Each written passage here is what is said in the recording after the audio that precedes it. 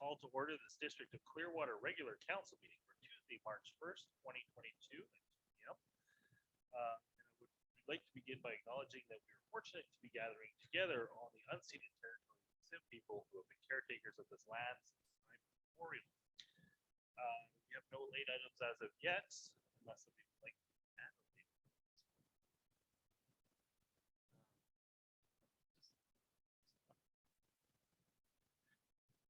I would briefly like to point out that Councillor Sim added an item that might have been a late item to the agenda, so it's not a late item. So it's actually here on the agenda. So if you could make a motion to adopt the agenda as presented, Councillor Sim, that would be great. Can we get a seconder on that? Seconded by Councillor Mackenzie. All those in favor? And that passed. We have two sets of minutes here. The first being the minutes of the regular council meeting held February 15th. Any errors or omissions? If not, seen none. Hands up. Seconded by Councillor Frizzle. All those in favor? And then the next one of the special council meeting held February 2nd.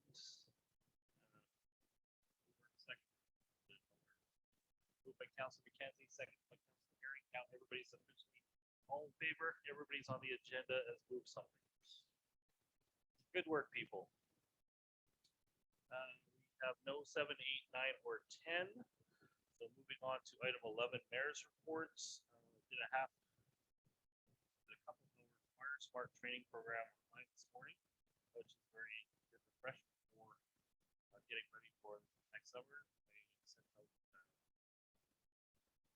Hosting a Fire Smart conference in campus this year. The councilors staff. A couple of days of TNRD in the last couple of weeks. Budgets. The fun thing I did last Friday night is I went to the booth in campus, live audience with real beings on the ground. There was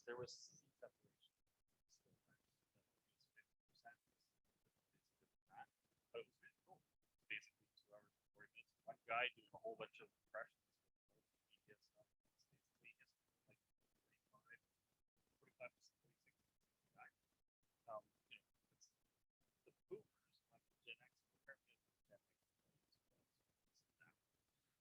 But yeah, it was definitely well worth the experience. A very surreal experience.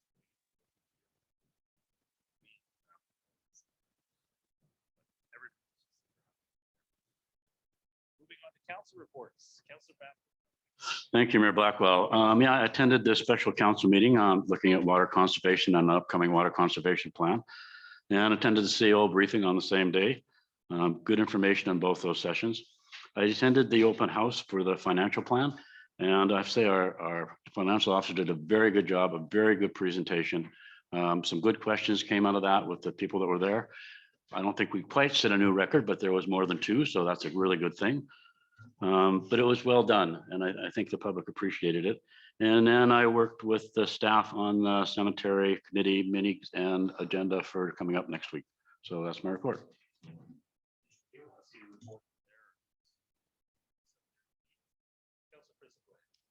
Okay, so February 23rd held a seniors luncheon, pickup lunch, but because restrictions had risen a little bit, we allowed people to come in and visit if they wished.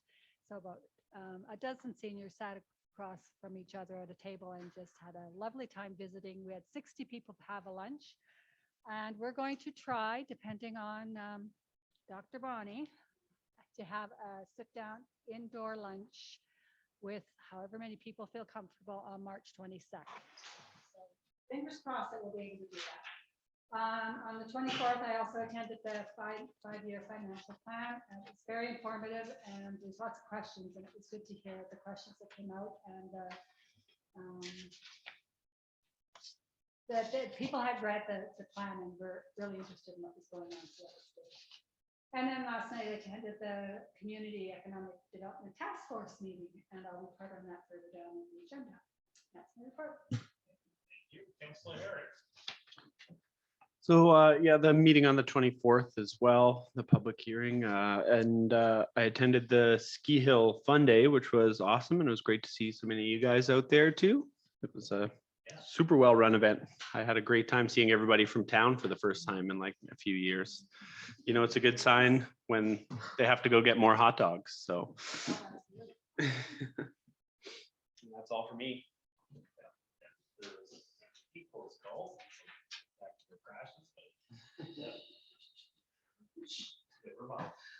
Councillor Mackenzie, go ahead.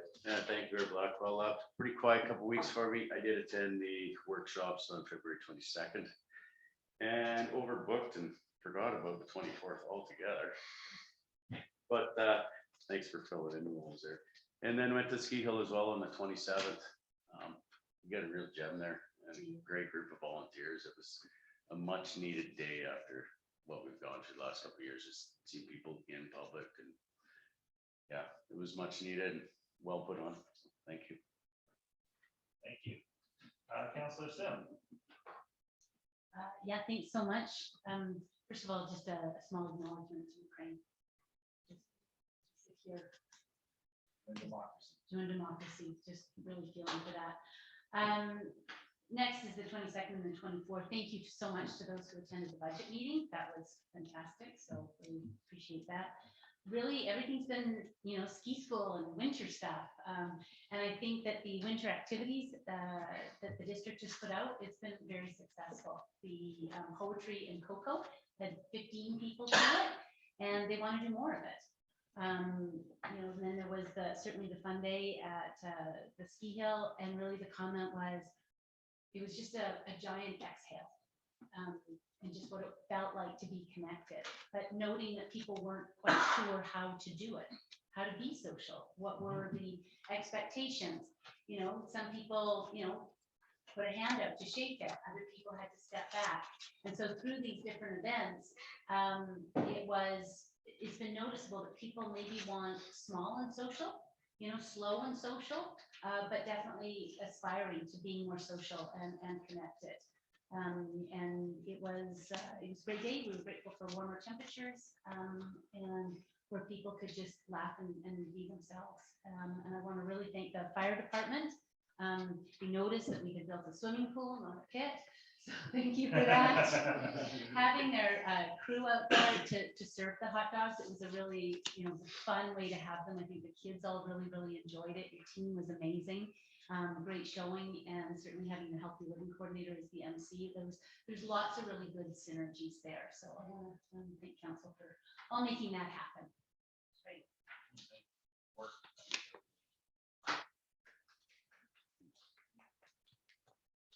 To pull it off in a week.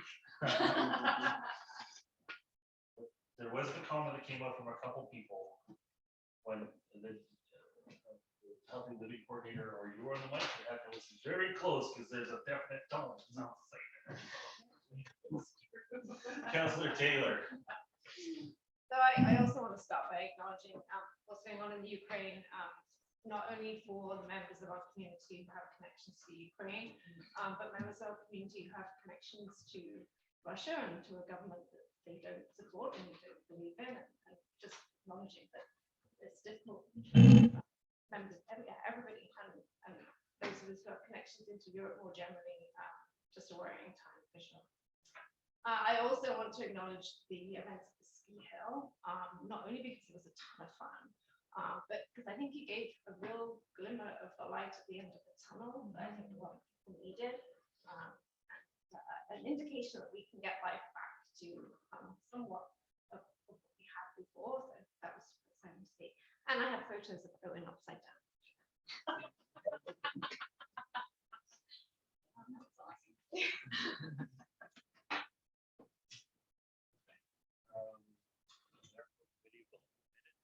Moving on to committee operations.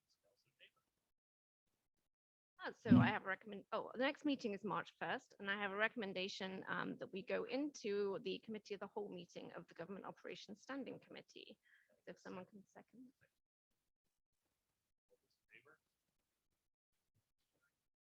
Yeah, thank you. So I'll take the chair, but I will pass it straight to staff for an overview of the report of the financial plan public consultation. Oh, and actually, I'm going to start by welcoming our new Director of Finance to what I think is your first meeting with us. So welcome. Okay, yes, yeah, first regular council meeting. Welcome. Thank you, Councillor Taylor. Today, in front of you, you will have my report on the public consultation. As mentioned earlier, we had 5 members of the public attending, and we had 1 email so far. The report is on the internet, on the website, where others can read the report, listen to the report, and provide input if they so wish. It will be open to the public till tomorrow, March 3rd, so that's on Thursday.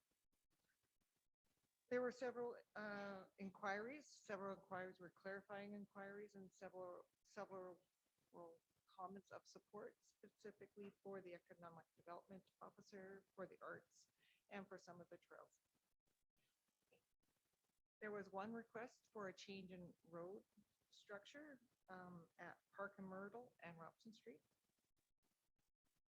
And moving forward, we look for council's direction, and if there are any changes to the budget will be provided, or the budget bylaw will be provided for in about a month or so.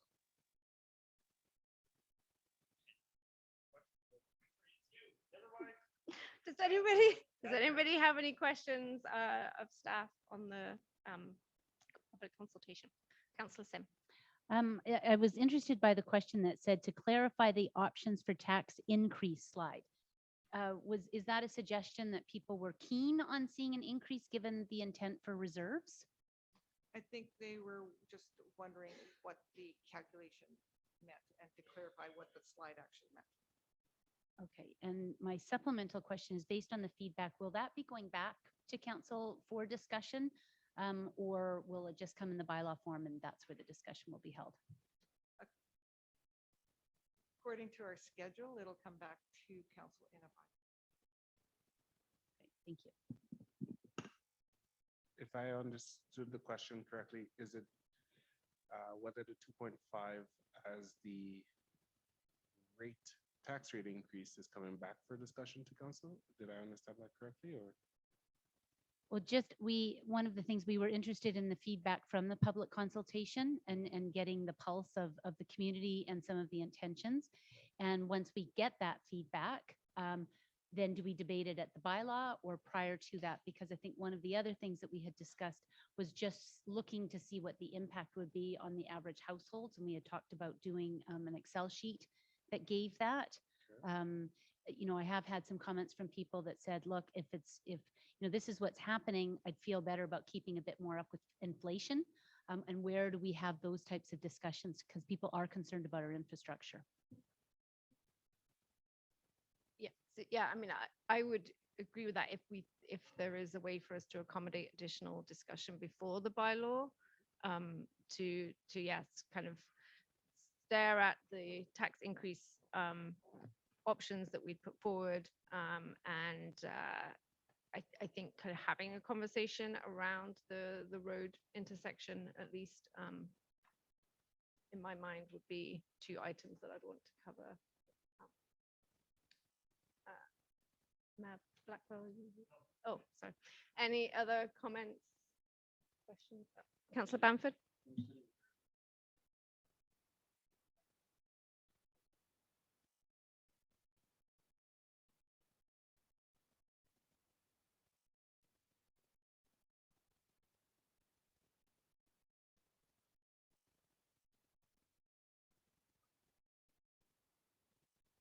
Yeah, and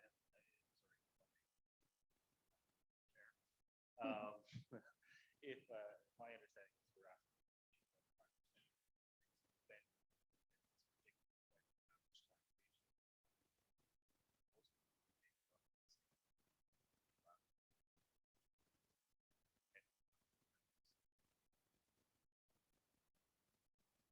yeah, I'm also interested in the concept.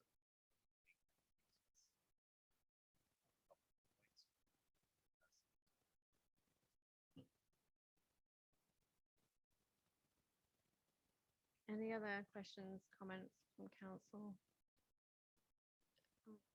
Mr. Thomas, did you have something to add? Would the Government Operations Committee and vis-a-vis through council, do you want that discussion on March 15th to take place? And then we take direction from that discussion in order to formulate the bylaw for April 5th? So March 15th, in the council, regular council meeting, under Or a committee separate of the whole. meeting? I'm just looking for direction on the format and timing of that discussion. Any preference from council on whether we have it part of the regular meeting or a separate workshop type?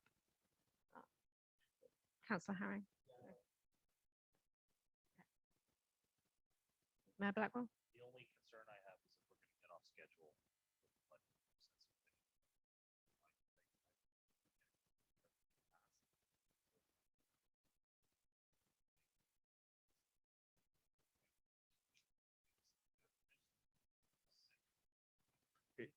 Page 17, or 27, sorry.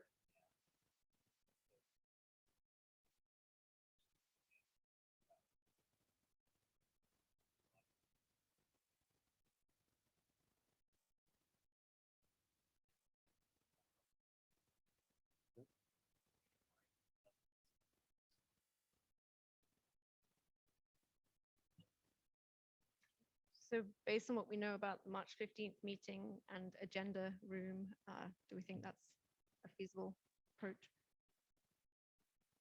To have the discussion on those two items? I think so. Okay. Um, Let's move forward with that as the proposal then.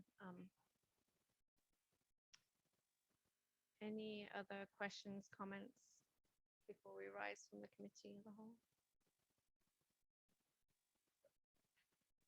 One question. Yep, Mr. Thomas. At this point, is there any interest in council for staff to add or remove anything from the budget, hearing what we've heard so far from consultation? Any thoughts from council? Councillor Sim?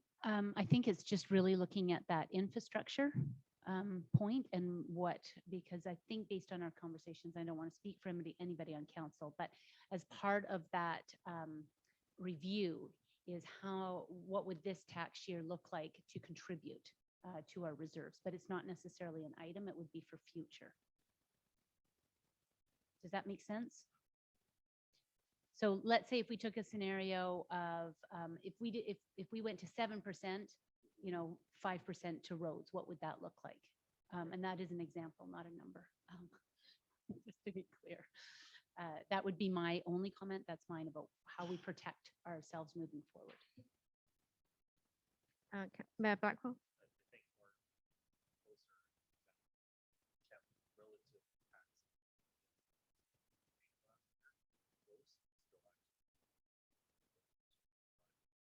Increase to sort of keep the status quo.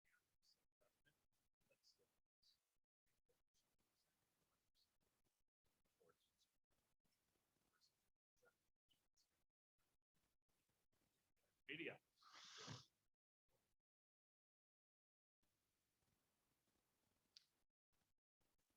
Okay, does that clarify, Mr. Thomas? Okay.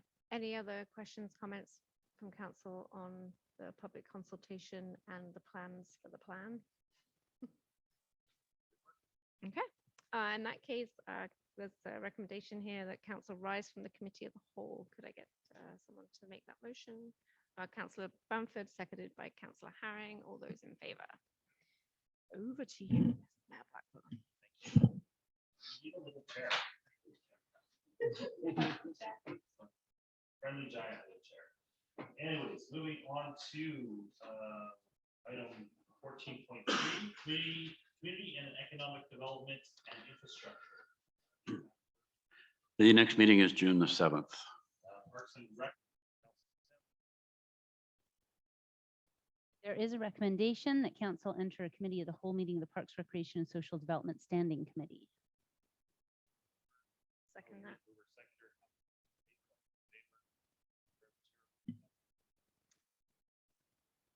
Feels so strange, isn't it? But it's quite nice. So the first one, and it really stems on some of the earlier comments in the council reports, is looking for the direction for the Parks, Recreation and Social Development for 2022. Now that we've got sort of a new committee structure, what would be some of the ambitions and goals out of this committee? I don't know if anybody has some thoughts or reflections. Mayor Blackwell? Yeah, I mean, obviously, let's get parks master plan. The-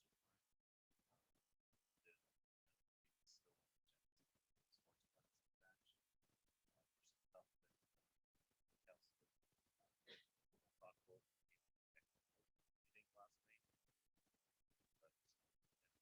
But hopefully, we get back into actually social developing things. in town. Any other comments on that? Councillor Taylor? Yeah, I think you raised a really good point, and Councillor Sim alluded to this in her report. But like, how do we make that transition back to social, and how do we support the change management for the community getting back into that?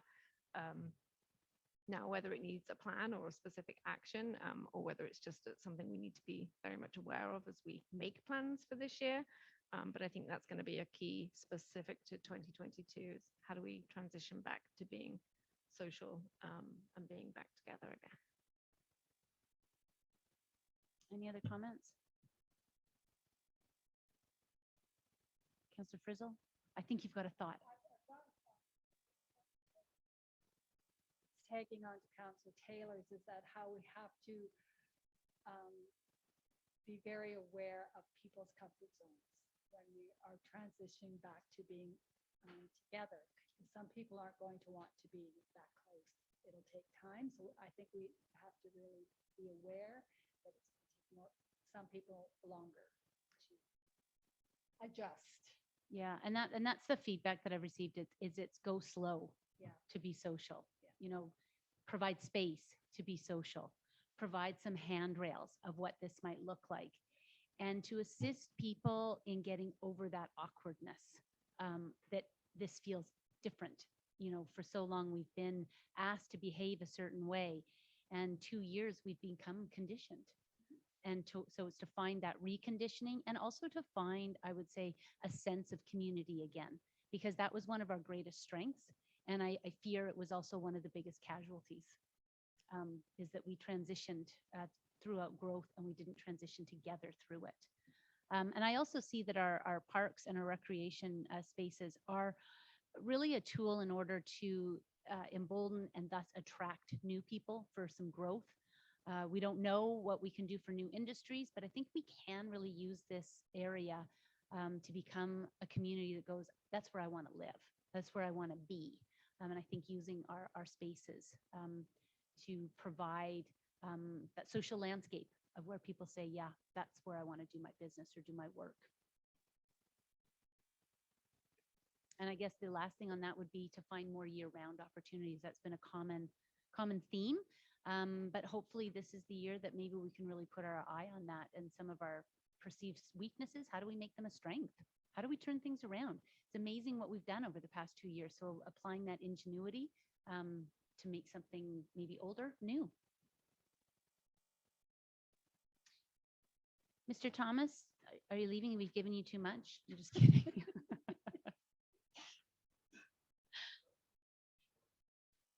So that's a very general sort of discussion. Does that give enough of a lens so that when we're looking at our parks and recreation and our spaces, is that we're looking for some use for community capacity building? Would that summarize it?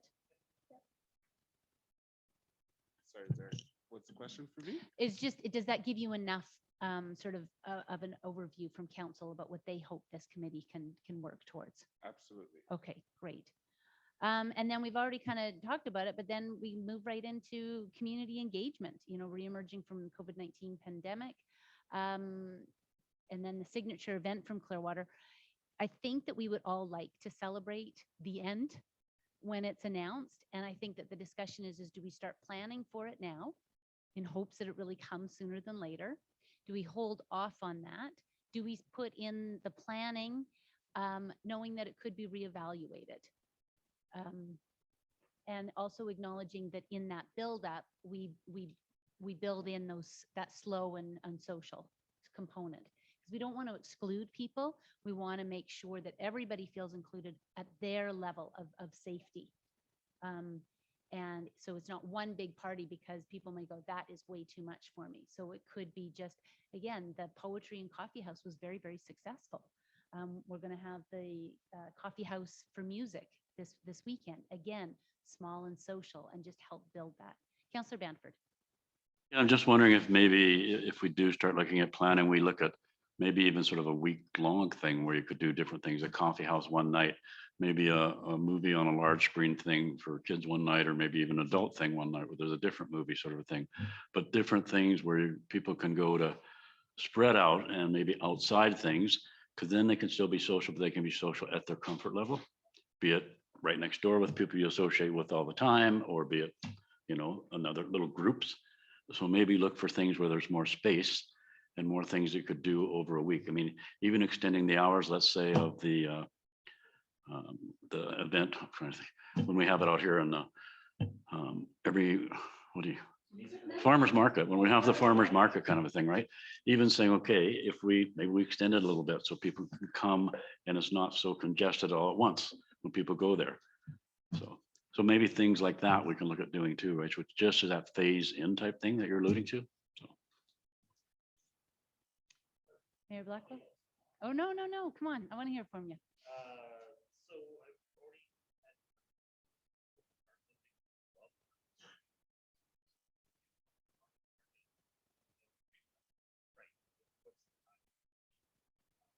one thing we can kind of have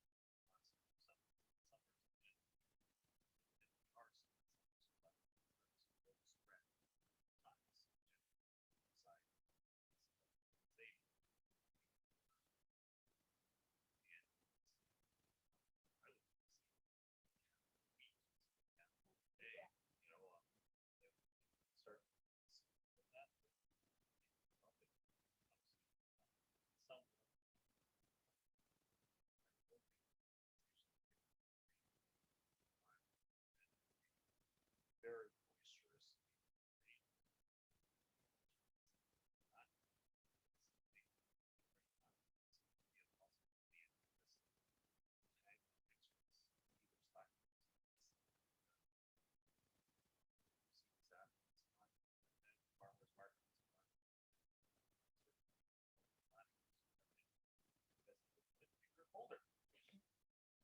Councillor Taylor, did you have something?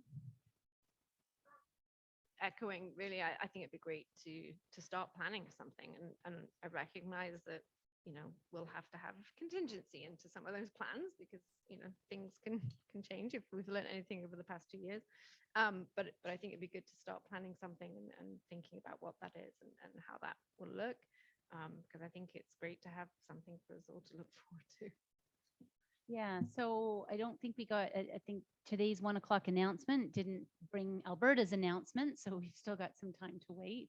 But maybe following on, what the mayor said, is looking to see what kind of events are being tentatively planned for the May Day long weekend and building around that. Because that's a great kind of, ready for spring. We're still going through that melt thing. Maybe there's some soccer stuff, but using that as a catalyst, depending on what's happening. But I have seen some enthusiasm from the ball club, and then partner that with the car club. Those are some very easy outdoor things that can come together like you're suggesting.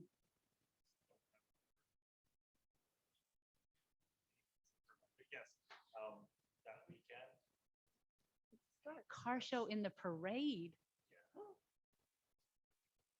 Anyway, I think that we can brainstorm. The best part is that other people want to. Wait a minute. I've got 2 years of pent-up organization trauma. But yeah, I think building and partnering and working with other groups, and it will be a wonderful way to build back our brand of love where you live. So any other comments on that? I just wanted to say that I've become an expert at planning and watching things crash and burn. So I think it's really important that we start the plan and make it big, and you can always size it down. But don't Make it small. I love Make your it way of big. thinking. Make it small. I'm making you the chair. That moves on to the batting cage for hockey. This is very, very exciting. Mr. Thomas, would you like to, do you have any other background, or do I have Mr. Mayor here who's got any other background, or is the letter self-explanatory?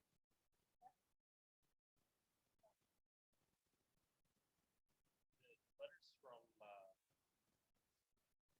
Elijah Wicks, the president.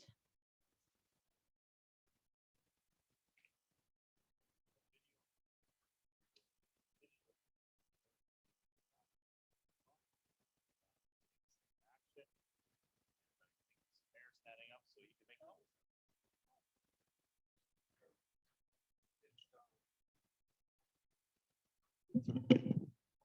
Very exciting thing that minor hockey had donated to them from a private donor. It's very expensive, close to $100,000, Sorry, Um, 100,000? close to 100,000. Yeah, somebody locally stepped up and purchased it for minor hockey. They purchased it and gave it to minor hockey. So the problem is, where do we put it? And it could go in the curling rink when the ice is out, but it's not something that you want to take up and take down several times a year. So minor hockey is looking to the district if we can provide a space for it, which is another whole conversation. But Questions for Mr. Mayor? Councillor Haring? Indoor space or outdoor space, like it's made to be indoor. It's made to be indoor. Councillor, At least under a roof. Councillor Banford? And that was kind of the same question. Is there a concern over security on it and da, da, da, da, da? So we'll have basically indoor with hours that you could access it or something like that? Yes, absolutely. There'd be a concern for vandalism, that sort of thing. It could be left over in the parking. Councillor Frizzle? So is it, once you've placed it, it stays there? It's not mobile? That's, You mean mobile as in as in moving it? moving it around the building? I don't know, wherever it is, can be It's, moved around. it's 30 feet by 12 feet by 12 Oh, feet. okay, It's, never it's mind. big. And it's coming broke down. It'll be erected. Minor hockey's organizing that for the summer. It's going in excuse me, in someone's shop. But they're looking for a longer term placement for it.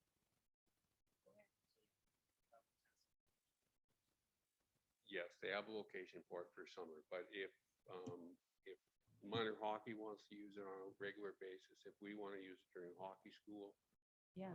any of the other camps we're planning for next year, it needs to be closer and not on private property. So given that, and given when hockey school is, which I believe is before the ice of the curling rink, it could this committee look at having it in the curling rink for the summer? Yes, we could, but then we'd also have to look at getting access to it for minor hockey and having staff on it in a time of year where they are normally laid off. So, but they want to use it in the summer? Minor hockey, I think, would like to use it all the time, yes. Yes.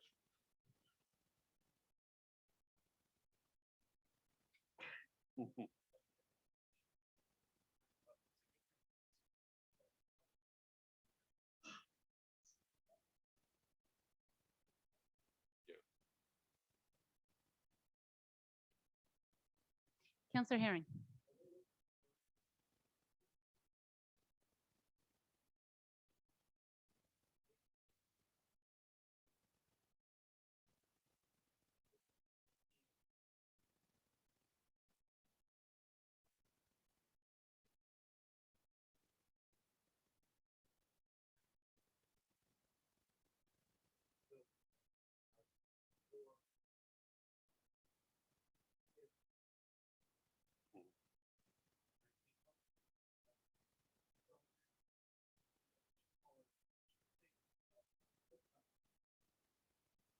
Mayor Blackwell? I'm gonna say this,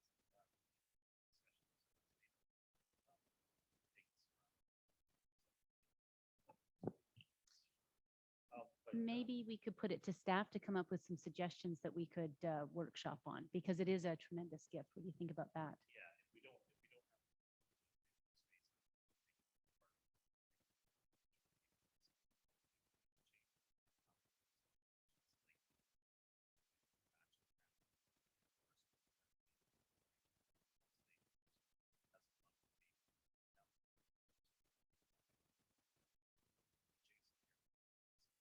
something, so there's lots of variables.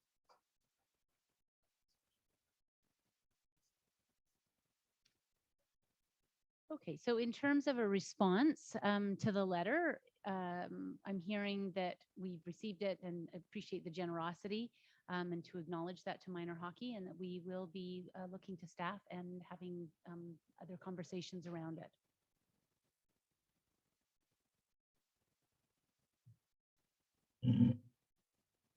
I think if I could ask one more question on that would be, is this something that they would like to see exclusively for minor hockey, or is there room for sort of some ideas like getting back to the original thing about how do we become more Four Seasons, is that if it was in the curling rink, that it became like a tourism asset, like come be a Canadian, you know, for an afternoon. So a tour bus could come up, maybe, you know, do a lunch and shoot some pucks and then be on their way. Or is minor hockey, you know, this thing, we do need to be careful of it, and I don't know the scope. There has been some discussion with them about spring league hockey, which is very popular in Kamloops. Possibly doing some weekend camps into April in Clearwater with that spring league. Our ice is a lot less expensive than Kamloops, and it makes sense for them to come here if they can. There's also been talk about trying to get the high school and to use it again, the whole hockey academy idea. There's lots of potential, and you know, even us lengthening our hockey school in the summer, making use of it. Minor hockey, although it belongs to them, I think the intent is that the district is welcome to use it for our programs, like the hockey school. Right, and so by that same token, that would almost allow, if we stretch a hockey season, we're also stretching the curling space, and how that can be like a more of a training, or going back to maybe, you know, the fitness studio, we're doing something because we've got some more dual purposes. Is that what I'm hearing you say? I think Sort so, of? yes. Okay, great, thank you. And I think that is the end of that agenda, is it?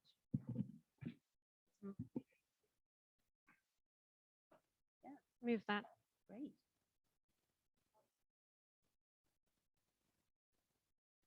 Great.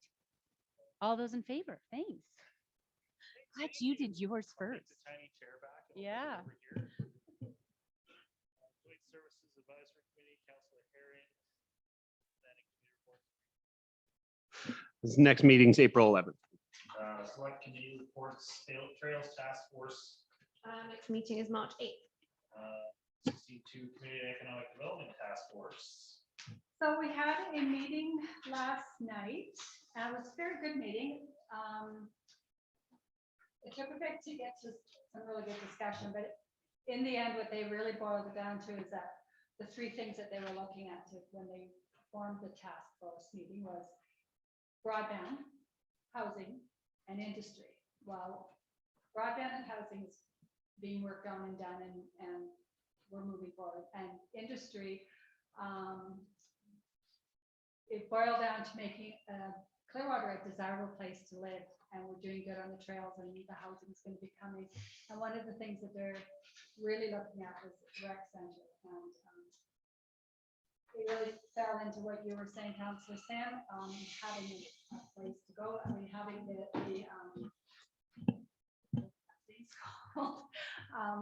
could be part of it, and just we're adding on to, or having a study to add on to a second floor. So it was an interesting meeting because it was something tangible, like a rec center they wanted, and somebody was saying they wanted to bring more business into town, and another person was talking about housing because they needed all these people to work and needed to go into the housing. So it was a circular discussion on all the things that we've been talking about for 4 years. And so I really felt it was a really good meeting where a lot of discussions happened. And thank you, Mr. Thomas, because I think you finally made them realize the steps on how to go about that from this discussion to council to staff and how it all goes down. So that worked out really well. And I noticed when we left last night, there was groups of them standing around having discussions. So I thought it was a good meeting. We will be moving forward with other discussions. That's what happened last night. Yeah, thank you. Do you have anything to add to that? No, I completely agree. I can only hear about 2/3 of the conversation because I was home. So And they were really reluctant to come up to their mics. Yeah, well. They kept going back like this. Yeah. But yes, that was the gist of the conversation as I got it as well. A lot of concern, many cart before the horse and Yeah. conversations about housing.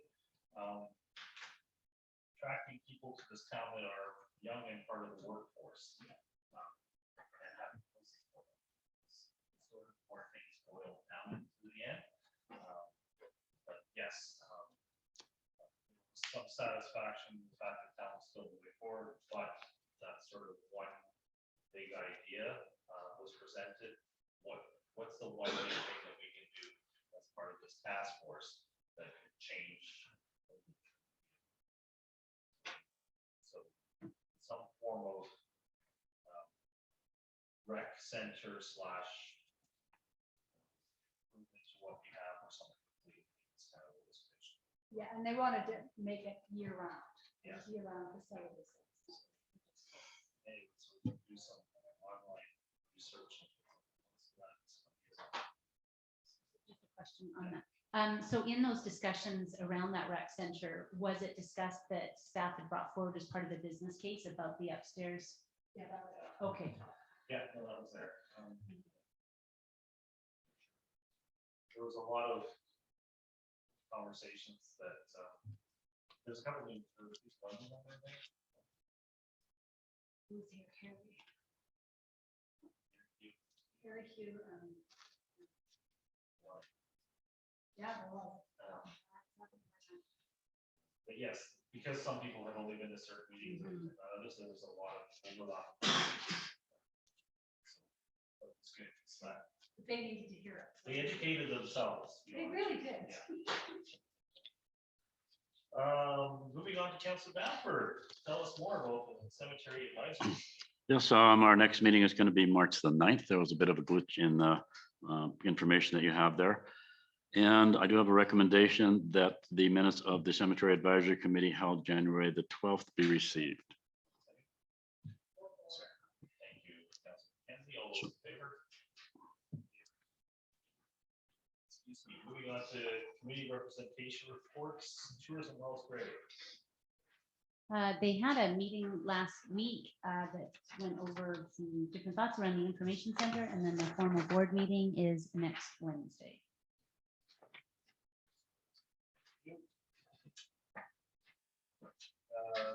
Wells Grade Community Forest Commission, Councillor Banford.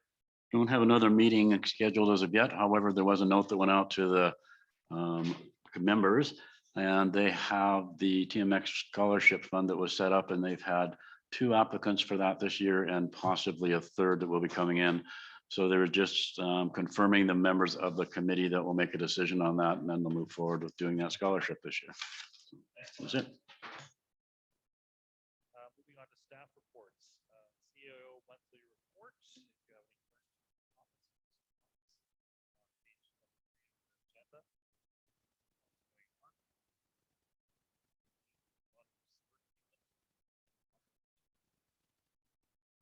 And grant applied for. Another grant that are investing in.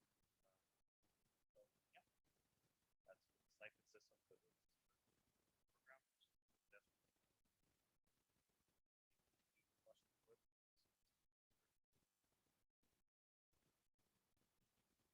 Seeing nothing from anybody.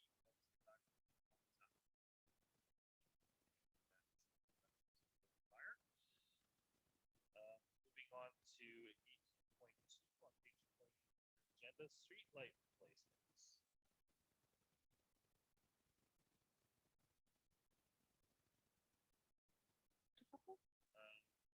The CEO report, street light replacements. No. That is the page. No, my printed version does not. Yes.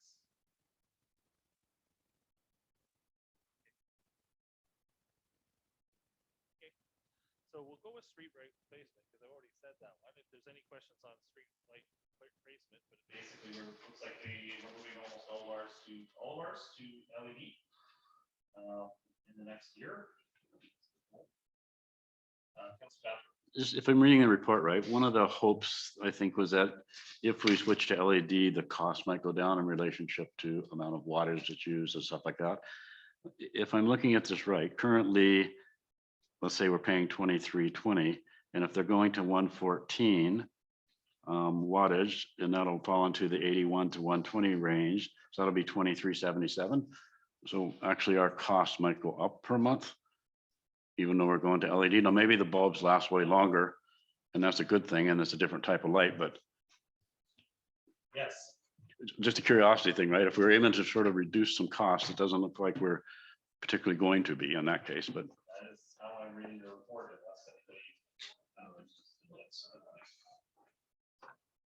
But we're going to. Versus there's lots of future options, but we're coming into the. I personally, whenever we put a candle or a. if we went to 80, it'd be quite a bit different, but you know. Town that way, different light pollution would be fine by me, but at the same time, this is currently what we have on the agenda, so. Just a clarity point, that's all. Yeah, no, I thought that too.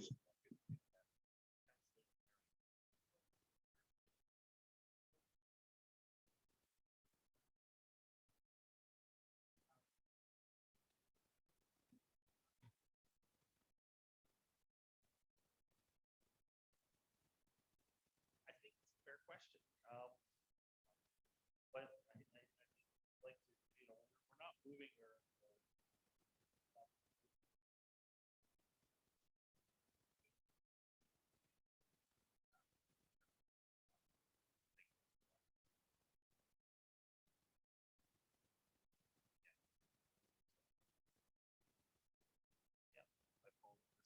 Still some time to get some.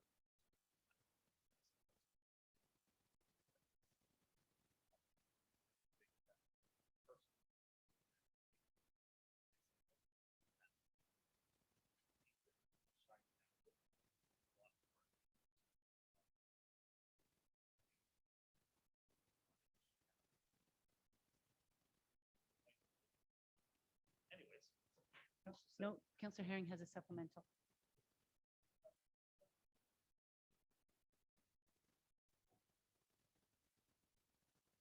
I'll have to go back and tabulate those emails to answer that question. Unfortunately, I don't have that right now.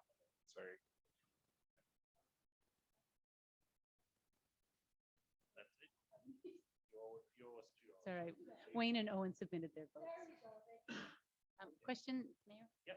Go ahead. If you could just maybe explain to me the cost per month and the asterisk. So is that the cost per month per light based on that?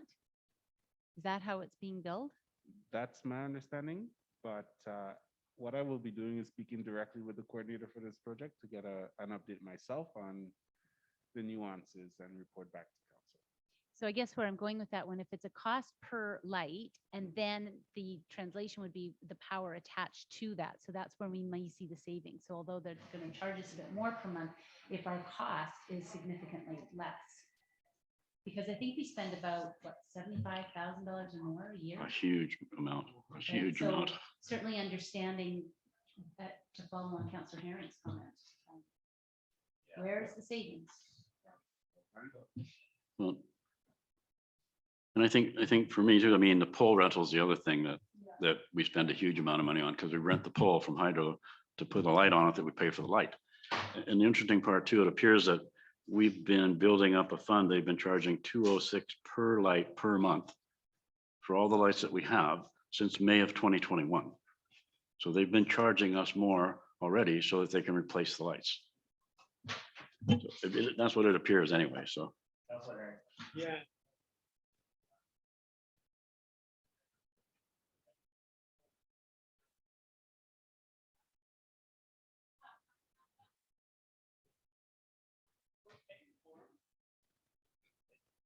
When you run from there,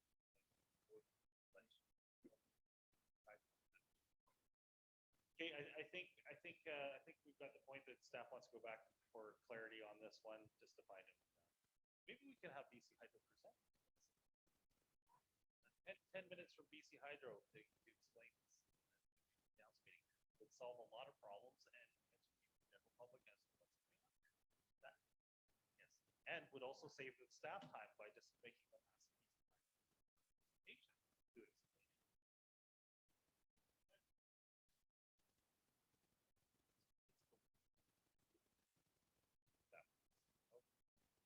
Moving on, Rural Health Conference.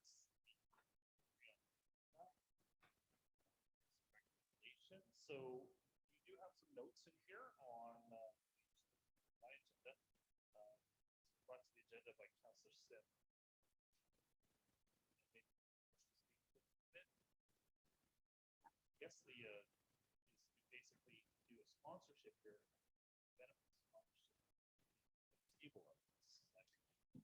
Yeah, so now that conferences are starting again, and it's to, bump up our capacity for recruitment, and that's recruitment for all of healthcare.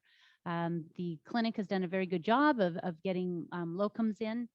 We did see a number of changes at the clinic in terms of Dr. Souls' retirement, as well as some of the people who had been with us. They completed their 3-year term of service. So currently we are at 2.5 FTE physicians. In August, we will be receiving a third. She will be here for 2 years, which puts us at 3.5. So, it's the same everywhere, but that recruitment process could be competitive, or it could be the opportunity to be a very compelling community about why someone would want to come here. And the purpose of being at the conference is to start sharing the news that Clearwater, we're ready to welcome a new physician, new nurses. We've got a new clinic model, and certainly that community health clinic is a very modern opportunity. We are on a fee for service, which a lot of physicians like, some may not. But it is an opportunity for us to get our name out there again, rather than letting the narrative speak for us. It would allow us to speak for ourselves. I did note that in the travel costs, there's something that's called the divisions, and there's the rural and remote division, which is basically Clearwater, Ashcroft, Lillooet, and Merritt. And so those 4 communities look after kind of the physicians. There could be some funding opportunities where we pool our resources to take care of those travel costs. So if the District of Clearwater maybe looked after the booth portion, then the divisions could cobble their pieces together to look after the accommodation and the travel costs. And I think it could be a very innovative partnership and definitely demonstrate to those other communities what Clearwater's been doing for a long time, which is a municipality being involved in a very key part of economic development. And I think that the mayor would have an opportunity to speak to other mayors and just about what we're doing, you're okay. But I think that there's a way to cobble some funds together to start this process and opening up the dialogue.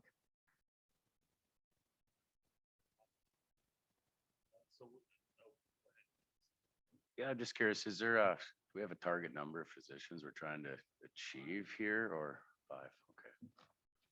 Thank you. No, 5 is right. I don't mind your idea of pooling with the other communities at all. I think it's, it shows strength when you get groups of people together, especially smaller communities that have the same struggle. For me, for the past 10 years, doctor recruitment has been an issue that council has always looked at and always supported. And I know we put some money aside. So I think putting something together and being a sponsorship and having a table there, I know you've gone and represented Clearwater, other things even on the coast, where we had a bit of a video on the whole thing to promote Clearwater. I don't think it's ever served us bad. It can only sort of promote Clearwater more. So I think it's a good thing to be part of it in some way or another, however that is. So the booth is going to be doing what? Like what information is going to be at the booth? So it would basically be highlighting community information as well as the opportunity, and then allowing people to be connected with who they would be in contact with. So although we come under the umbrella of Interior Health, because the clinic is under Yellowhead, they would be the new. So it's almost an ambassador opportunity to connect people that way, as well as to our community. Share the word, because we're also always on the lookout for some locums too, as well as nurses, as well as. So, you're hanging out in the nest. And just linking to that, I mean, how things happen are funny. We have some friends who live very close to us, whose son and daughter and my daughter-in-law are planning on moving to Clearwater soon, are currently looking for property, and she's a nurse. You know, an active nurse. So I mean, even those type of connections through are a good thing, right? Because if you get people here who live here and can work here, it's a really good thing. So. So I really like the idea of this conference. My questions are just around the two options. What does it mean to craft an appropriate sponsorship application versus buying the gold or silver sponsorship? Mr. Thomas. Sorry, yes, I crafted those two options. The second option would be more if council's ready to act right now, knew who they wanted to send and was sponsoring it just ourselves. So the first option, put it to the working group, allow staff to craft the appropriate sponsorship package, especially if we're working with other communities. Thank you. That clarifies. In that case, I like option one. I think it'd be great to bring the recruitment and retention working group into that conversation and determine what is that right level. So just on that, noting that it's a limited space. I don't know how that works with timelines. Maybe Mr. Thomas could help us unravel that, because to wait for a meeting, we may miss that opportunity. I can put out a call to set up a Zoom or virtual meeting this week or next week. And I guess my subsequent question to that would be, is it a meeting or is it an email with this information about if if we voted today to do a sponsorship of $2,500 on the condition that we were to find travel and accommodation costs by working with another agency, would they support it? Like I'm sensitive to people's time still. I just share that, but I'm not fussed either way. Happy. So, have you approached Yellowhead or? So I know that the divisions would be happy to come together with the accommodation and travel costs. And I meet with Suzanne to, depending on what the result is today. So of Yellowhead tomorrow. Okay, so there's already. Things are in motion. Can we get the sponsorship money first and then we fill in the blanks, which I'm confident we can do. Yeah, so my preference for option one and going back to the recruitment and retention working group wasn't so much about the funding, more about like who are the right people to go to do the booth, to represent, like, so that's what I kind of picked up from Mr. Penny, was that if we go ahead now, we're kind of deciding who's going to go.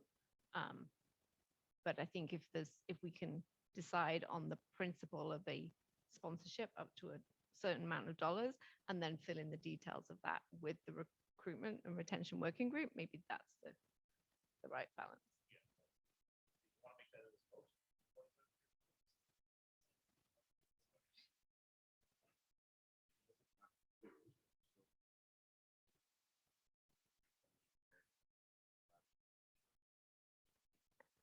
Yeah, so I guess my supplemental question would be, well, 4,500 doesn't cover gold.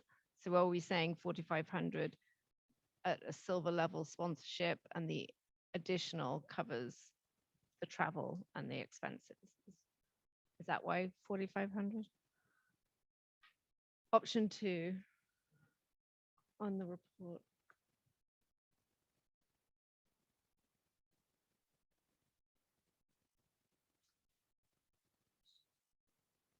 So I have a thought.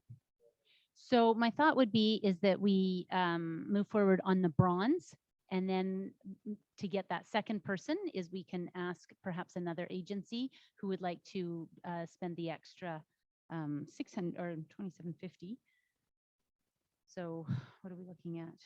$850 if they would like to send somebody, and then share those travel costs and find a third. But I think for the District of Clearwater to do one, how would that sit?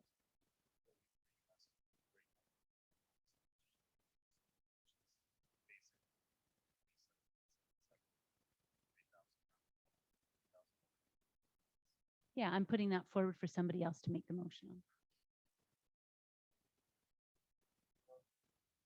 On the LAC page, it's not 27.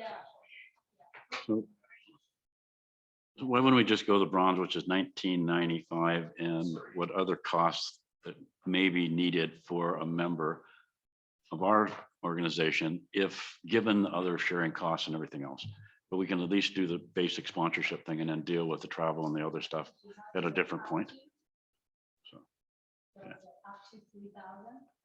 Yes. You only Okay. spend the Would you like to 1995. make a motion of that we commit up to $3,000 out of, say, economic development money or some other fund? We have recruitment, have we have doctor recruitment, don't we? We have a recruitment budget. We have doctor recruitment budget, 20,000 or something.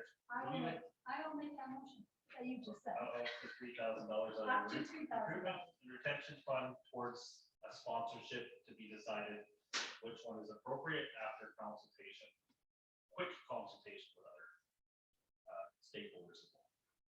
I'll second that. All those in favor? Very good. So,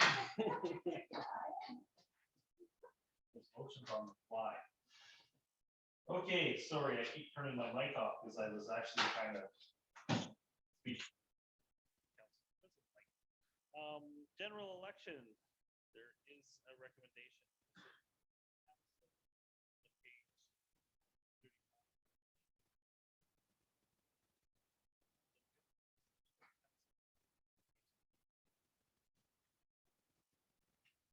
Okay with this?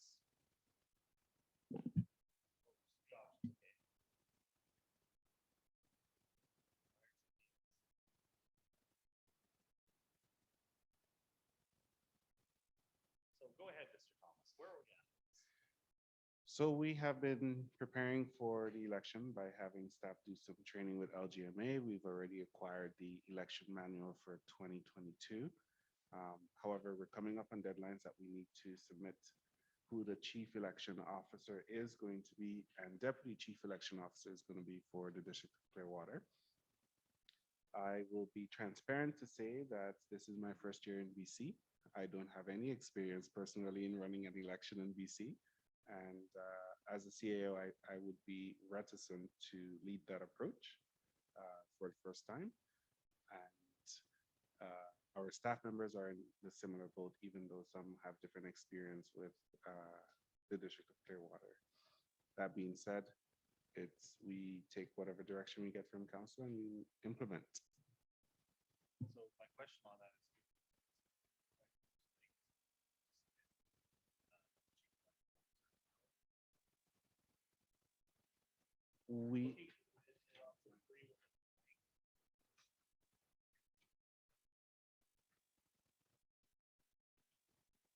Timeline says March for appointing the CEO and TCO.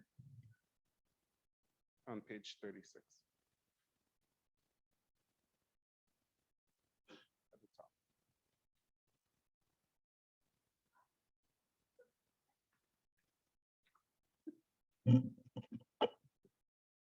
How do you feel about this? Would you? I've been working with Andrea and we had a conversation about it and we said that we were prepared to accept the thing. I will say that I don't have any experience. I've not much more experience than Mr. Thomas in BC. I moved here last February, but we are prepared to take on that work. We've been studying. We're also prepared to work with a contracted CEO if that's the way council decides to go. I will say to the mayor's comment earlier, it's not the legal requirement to appoint a CEO is a bit later, but all the materials we read and the past practice of council was to do it as early as possible. And it was done in March last year. Any further questions or comments on that? So I have a question about the contractor option and the cost of that. So it says we're citing an example where they posted at 2,500 almost bi-weekly. What length of contract would be required to cover? Like when would they need to start working and how long would they be paid for? Great question. Some of that we would have to research in detail. The 2,500 option, I believe, was for Kootenai in the report. That's a For much Coquitlam, yeah. sorry? Port Coquitlam. Right, I stand corrected, thank you. That's a much different dynamic in a larger center, and the management requirements are a bit different. We are prepared to provide significant internal resources for coordination. There are some stuff we're gonna have to order, like ballots and set up the space and break down the space. Making sure the polling stations in the Evergreen Acres location and the hospital are coordinated properly in conjunction with here. The early voting day activities are done properly as well. So I know that we have put aside some money in the budget for election activities and, sorry. However, I don't have a firm answer for what the cost model would look like. If we were to hire someone, we would have to put out some feelers out there first. You know, I was just trying to remember the figure in the budget. I think it was 10,000 or something for the election. I certainly don't mind the idea in some ways, like the idea of having our staff get experience in it, you know, for down the road and da da da da da. So if Michael and Andrew are willing to do that, the other option I just question, we have obviously people in this community who have been chief election officers in the past. Whether we could bring them in for a day or two consultation at different points in the process, would certainly be a whole lot cheaper than hiring somebody at 5,000 a month for 6 months or something. So there may be those other options with people who have served that function at different things as far as organizing and stuff. That may be another option that would serve well for our staff at the same time. They certainly be familiar with the community, so. I also like the idea of having staff work really closely on it and at least go through the process this time so that we've got like that skill set for the future, but in a way that's supported. And maybe it could be looking at other local communities, like maybe Barrier, you know, who's going to do theirs, and I don't know, other options as to where we might get that support from. But I do like the idea of investing in developing that skill set locally.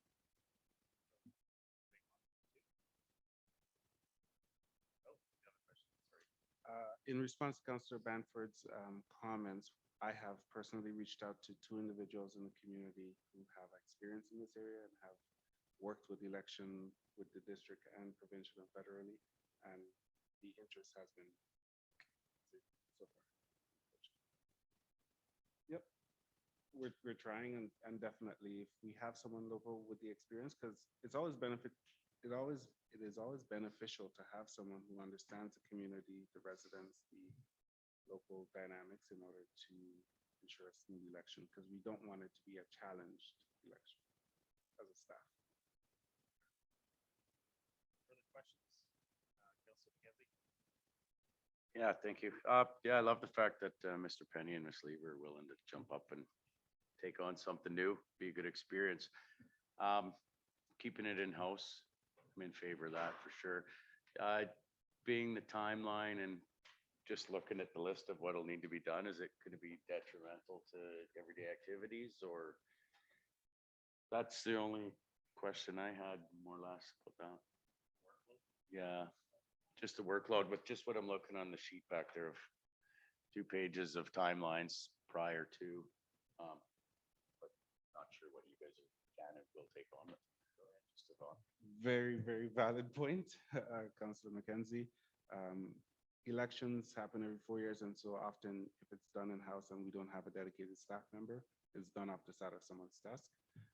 We have 2 staff members who are proactive in getting that training and knowledge. However, no amount of training and knowledge could prepare someone for the reality of the election when actually you have to implement it. And given the significance of the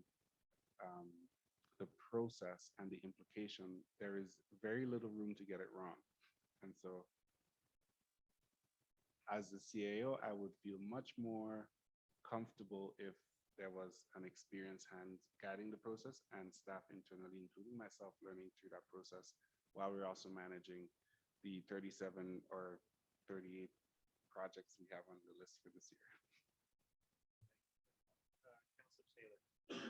could we potentially table this until the next meeting and see if we can get more of a assessment of the expense of bringing a contractor in, either in a support model as more of a consultant or as an actual contractor to play the role of CEO?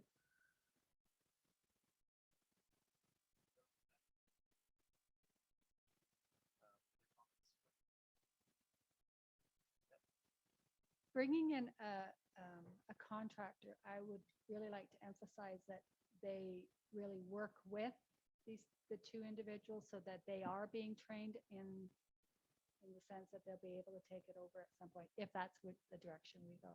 But I really think they need to learn how to run an election. Okay, so are we okay tabling this for 1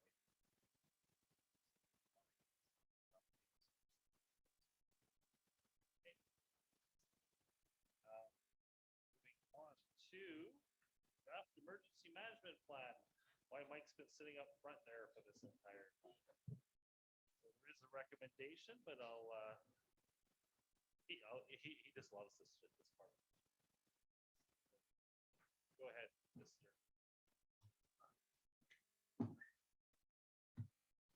Yes, thank you, Mr. Mayor.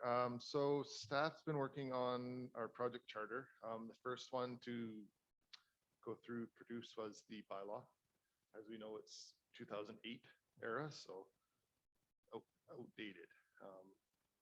We've taken a template from EMBC, researched other recently adopted bylaws from some municipalities, kind of put them together to work for how we feel it should work for Clearwater.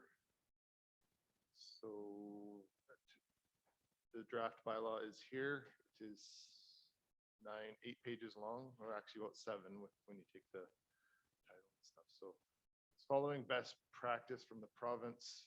Like I said, the most recently adopted bylaws of other similar municipalities follow the same structure from EMBC.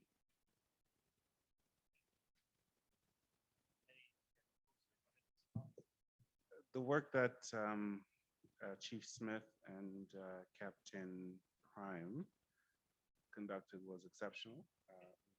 They approached the redrafting of the bylaw. They've had several meetings with representatives of TNRD. They've had lots of research done with respect to hazard risk assessments and a whole bunch of other additional work that has been done in the background.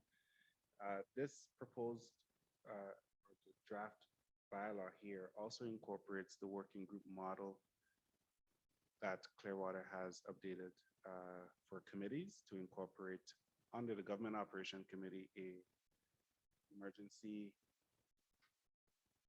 planning working group, I believe. Sorry, Emergency Management Executive Working Group, which is section 3.1 of the bylaw. And effectively that group provides oversight for emergency management for the community, and it's linked to the Government Operations Committee.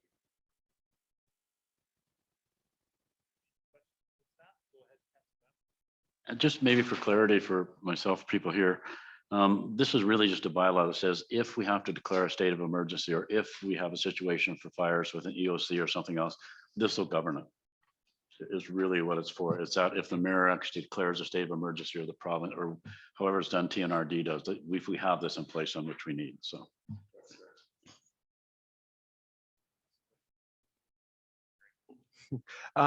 So just about the emergency program coordinator, in terms, so the district will appoint it. That would mean, I assume that you're appointing a EPC, right? Where does the TNRD EPC fit in with this? Great question. So the district currently provides $10,000 approximately to TNRD as part of the requisition to cover the cost of managing the district emergencies plan, as well as the original bylaw contains a portion that refers emergencies to TNRD in the context of management. In the recent meeting with stakeholders in Area 8, Mike Simpson, what's that being called again? in the recent Welfare Roundtable, there was discussion about TNRD updating bylaws for about 6 other municipalities that they are providing similar resources as they are expected to do for Clearwater. I think the expectation is changing to align with what we're doing with the other municipalities as well. They did say in that meeting that they're planning on hiring a consultant to update the plan for their respective communities, but we don't have any information or timeline on that. Subject to council's decision, that $10,000 could go towards funding the program coordinator here.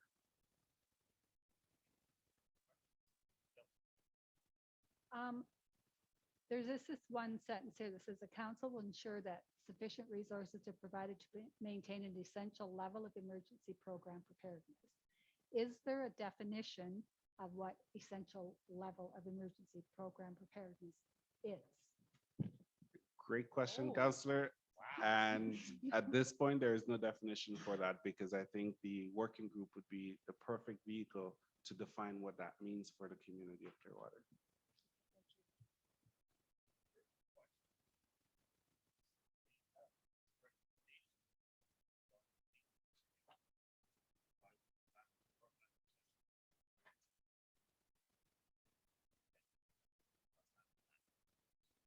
Scratch the date, could be brought back to council. Like to make that recommendation. Thank you, Councillor Frizzle, seconded by Haring. All those in favor? Excellent. Thank you. Moving on to bylaws to be read. District of Clearwater, bylaw number 260/2022, amended bylaws 2021-2025. Recommendation is that Clearwater bylaw number 260/2022 be adopted. I'll move that. Moves seconded by Councillor. Question on that?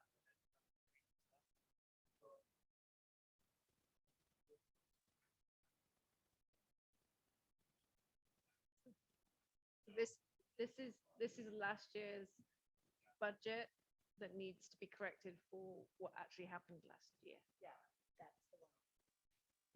Yeah, it's not the next one. Okay, so moved by Councillor Taylor. Would you like to second that? Thank you. 2021 5-year financial plan, bylaw number 260/2022, a bylaw to adopt the 2021 amended 5-year financial plan. Whereas section 165 of the community charter requires the council shall adopt a 5-year financial plan. Now therefore, the council of the District of Clearwater can open meeting assemblies and access phones. This bylaw may be cited as official bylaw amended 2021 5-year financial plan. All those in favor? Moving on to correspondence, sponsor choir, item 20.1, National Poetry Month.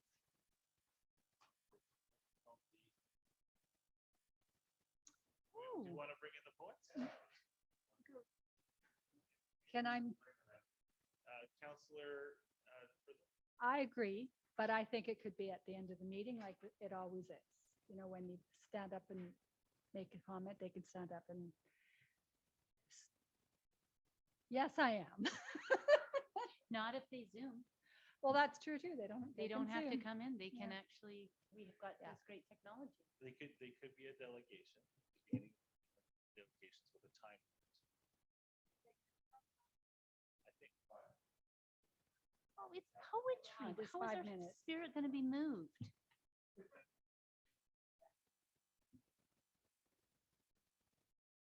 don't get in the way of the arts. Anyways. Would somebody like to make the motion that we extend the invitation for, say, up to 10 minutes of poetry as a delegate? They're actually requesting no more than 5 minutes. Well, we love that then. So. And they would like to be at the beginning. It could be like an opening. So they're a good delegation. Fine. I'd like to second. There we go. All in favor of poetry. Actually, I'm sorry about that. Councillor Mackenzie, he liked it first. He should have seconded it. I rescind my seconder. Give your second. People are so confusing. Stick with it. This is important business. Moving on to correspondence information.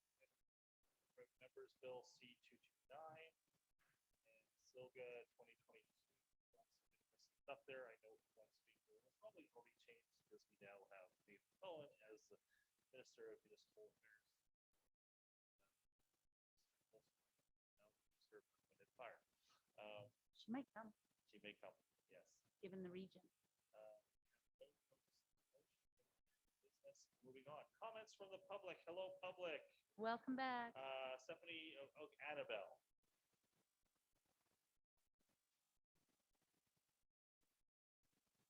Ooh.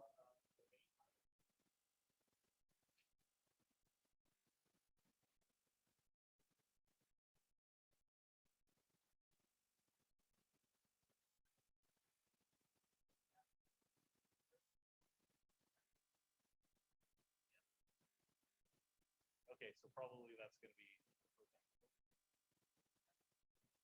No, it'll be our vote that it'll go through process. So BC Hydro may do the repair, but most of that stuff, if you report it to Argo or MOTI, but it's probably your best bet.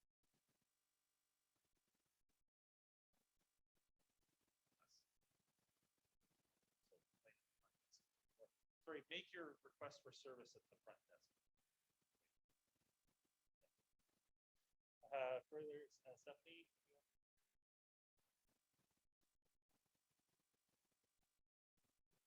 No.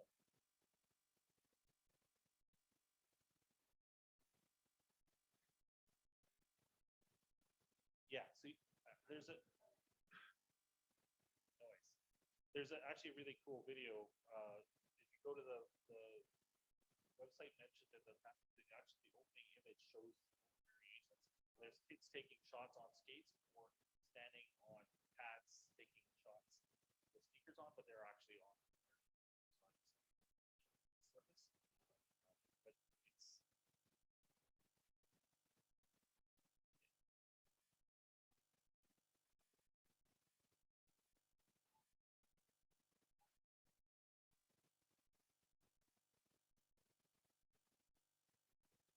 five full-time positions is what's required for level of population and proper location.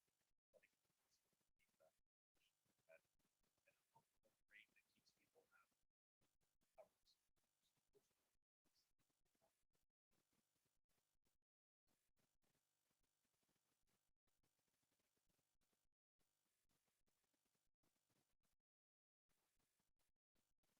It's 5 FTE. Yeah. Yeah, five FTEs.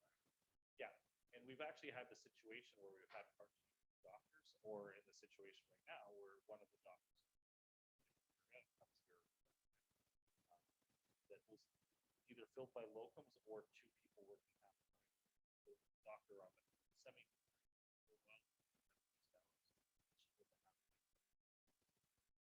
Yeah, five makes the hospital function properly and the clinic function properly. There was a really hard time getting locums here.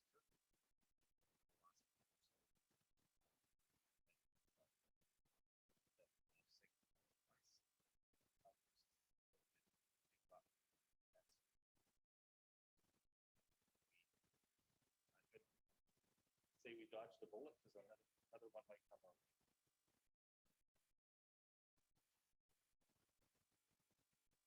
Yeah. Yeah. Yeah.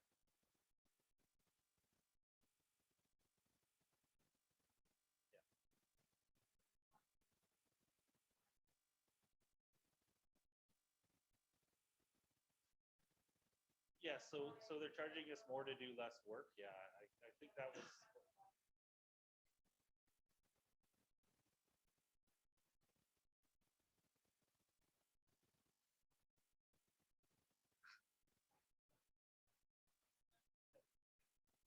You know, it's a good thing that BC Hydro is technically a mob.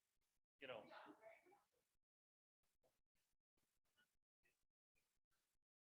Yeah, thanks for that. If there's anything else you need, get a hold of me or John. Yeah, anything else, Hazel? You have anything back there? that's it for comments. Oh, sorry.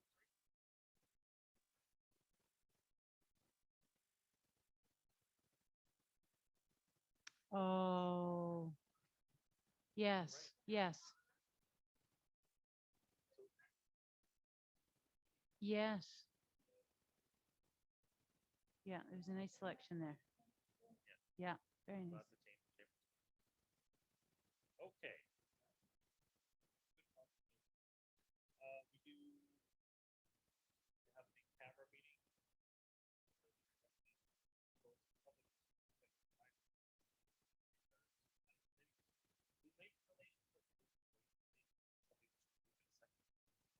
Okay, all those in favor? And Is it 10 or 5? 5. five's good. See you at 3:31. Got 'em.